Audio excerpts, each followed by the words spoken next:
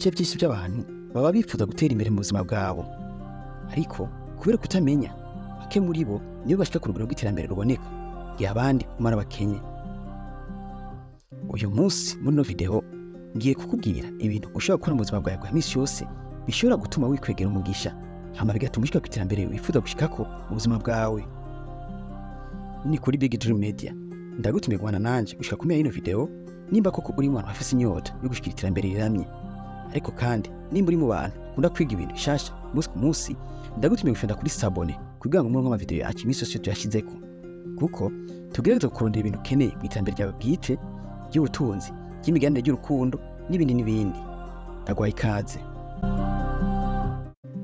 Ibikurikira ni ibintu kuri 5 ugomba kwamukora mu buzima bwawe misi yose nimba koko ushaka guhindura ubuzima bwawe. Ikintu cya mbere ni kwigirira icyizere muri wewe yuko utari mu bantu bakenye, ahubwo uri mu bantu bakize kandi bateye imbere cyane.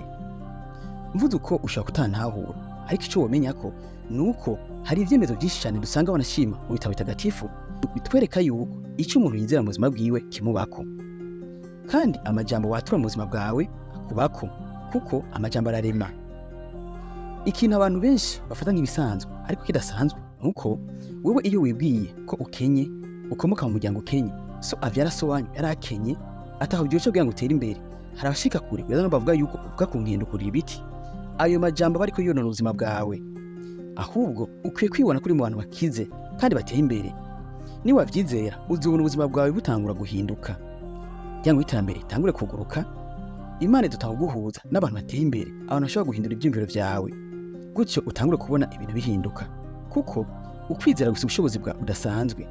Ijambo ry'Imana tubwira yuko nitwagira ukwizera gutoya gusa gushika ku rugero rw'akabuto ka sinapi, tuzobwira imisozi yimuke ikimuka. Kubw'ivyo niwatangura kuva ino saha uri kumviza no audio, niwatangura kwizera ko utari umuntu umukene, kandi imiryango y'iterambere uzotanga kubona yuguruka, uzotanga kubona imahinduka adasanzwe mu buzima bwawe. Ukwizera n'amajambo birarema. Icya kabiri, uba ku mugenzo wo gufasha abandi bantu ubona koko bafikeneye ubufasha. Niwakora uko uzotanga kubona imigisha yiyongera mu buzima bwawe. Niwagereza kuraba neza, kimwe mu bintu abantu bateye imbere bahurirako ni ugufasha abandi. Nubwo bamwe batavyemera, ariko ugerageje kuraba neza, ufata umwanya mu karere usanga utuyemwo, uzobona yuko abantu bateye imbere bitanga cyane kugira ngo bafashe abandi. Bamwe mbere barashaka ku rugero rwo gutanguza ibigo byo gufasha imfuvyi n'abantu batishoboye bakoresheje uburyo bwawe bwite. Ariko igitangaje nuko amafaranga yabo ha gutera asubira inyuma, ahubwo atera yiyongera. Uzi impamvu?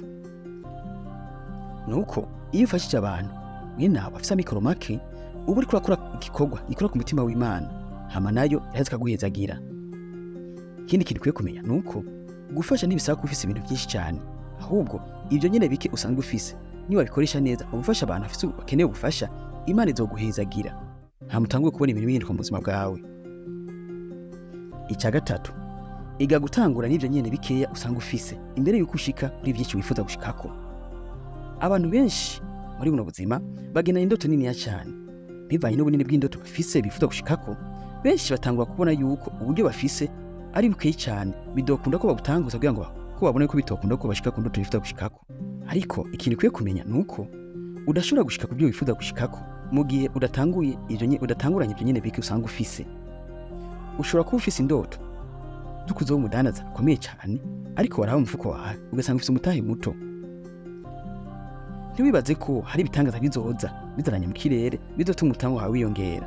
Kugira ngo ushike kuri buri hangiro ryose wihaye mu buzima bwawe, ni ngombwa ko witahura, ukamenya icyo ushoboye, ukamenya naho ubushobozi bwawe bugarukira. Kubw'ivyo utitaye ku mutahe usanga ufise, waba muto canke munini, nimba hari indoto ufuza gutangura cyangwa ufuza gushikako, tangurana n'ibyo nyine usanga ufise, hama ibindi nabyo ufuza gushikako bizoza buke buke. Kubw'ivyo bise umwanya wo gutakaza. Ikintu cya kane, ntugasabira abandi bantu ibibi. Uzi impamvu?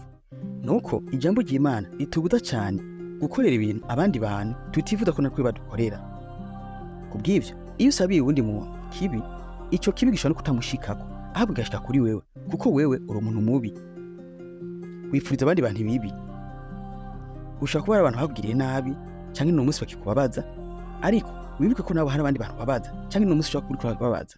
Kubw'ibyo nta mpamvu yo gusabira undi muntu ikibi mu gihe nawe uzi neza yuko hari abandi bantu bakorera ikibi ariko tifite ko bakorera ikibi. Ahubwo nezerwa no kubona abandi bantu batera imbere, abandi bantu babayeho neza bishimye. Niwakora ibyo uzotanga kubona ibyiza bikuzako. Icya gatanu, izera Imana mu byo ikora byose, hamushira imbere. Wanka wavyemera, kuri ino si hari inzira zibiri, hari inzira y'Imana n'inzira ya Satani. Bw'ivyo mu byo ikora ko byose hitamwo gushira Imana yawe imbere. Ushobora kuba ubona abandi bantu mu kibano cyawe bavuga ko bakorana na Satani, bakaba bafite ibindi bintu byiza, ariko icyo wamenya yuko impera n'imperuka niwafata inzira ya Satani hazogira igihe utangure kwicuza ubone yuko inzira wafashe atariyo. Kubw'ibyo nogwanura yuko woshira Imana imbere hamukizera mu byo ukora byose ko bimwe gufasha kandi utakubona ubufasha, imigisha yayo izokuzako hamubone ibyo amahangiro yawe uyashikako atakibazo ugize. Niwakora ivyo inyuma y'imyaka 5 ntubone iterambere, uzunyibutse nagusubiza amamega akoresheje. Ndagushimiye cyane ko wabanye nanjye gushaka kumenya ino video. None nkutumira kugira partage kugira ngo ushikire abandi.